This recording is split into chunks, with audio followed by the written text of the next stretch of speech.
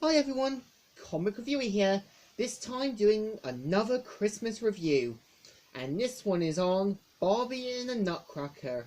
Now, before I go into this review, I personally wanted to do this video in response, tribute, and out of respect for Kirby Morrow, who tragically passed away on November the 18th, 2020, and who was in a lot of stuff I watched and grew up with as a kid. From Dragon Ball Z as the ocean dubbed version of Goku, Transformers Cybertron as Hotshot, also Transformers Armada as Red, and also Cyclops in X-Men Evolution. Now, let's get on with the review. Now, Barbie and a Christmas Cracker is meant to be the first CGI second generation Barbie film, as well as being based on the book the Nutcracker and the Mouse King, and the music being based from Tchaikovsky's ballet play The Nutcracker. Now, the premise of the movie is meant to be about Barbie telling her little sister Kelly, who is having trouble rehearsing for a ballet solo, about a young girl known as Clara. Now, pretty much I would say Clara's character is supposed to kind of be a bit more wanting to explore beyond just being stuck at home. And when you kind of got her aunt sort of telling her story to Clara, it feels like you want to go and see what else is beyond those places. And I think it works. But when you kind of got Tommy, who is meant to be Clara's brother in the way, you really feel like he's just thrown in there to kind of be the annoying brother-like character. And when you kind of got her grandfather sort of playing the kind of being realistic role, it does work. Now, after receiving a nutcracker and falling asleep, she ends up seeing that the Nutcracker comes to life and dealing with the Mouse King and the Mouses. And of course, after accidentally getting shrunked, her and the Nutcracker go explore another world beyond the one from Clara's. And we kind of see how Clara and the Nutcracker, who is meant to be Prince Eric, play a key role in trying to find the Sugar Plum Princess.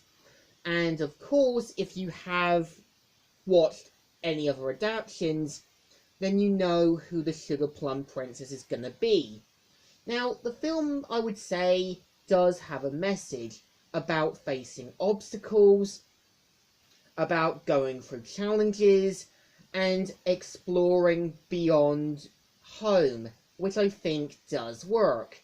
And I do think Tim Curry does a great job for the Mouse King. He comes off as this evil, sadistic, and more menacing ruler.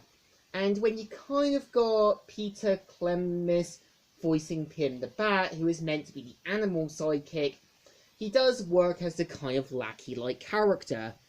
And I would say, hearing him voicing from Rolf from Ed, Edd n Eddy, and as well as being Goku for the first few episodes, does actually work. And he can really do change his voice.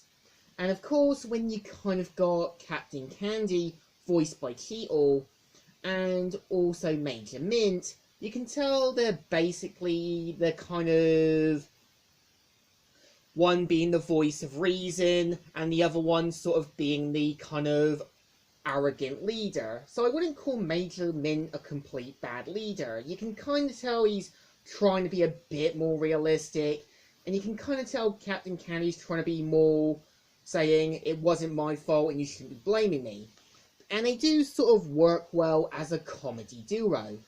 And I do think when the film does go into song, you can really tell they do bring a lot of elements with the music.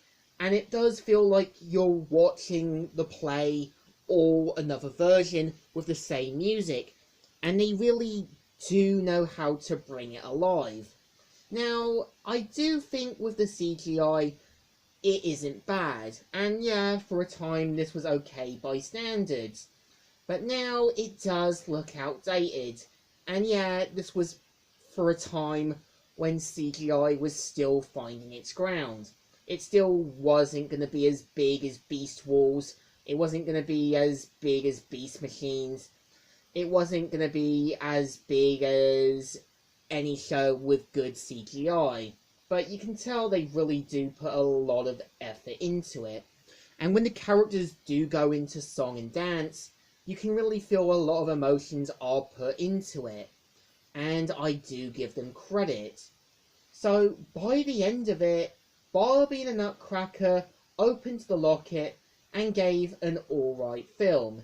So I think it deserves a thumbs up. Still good and still alright.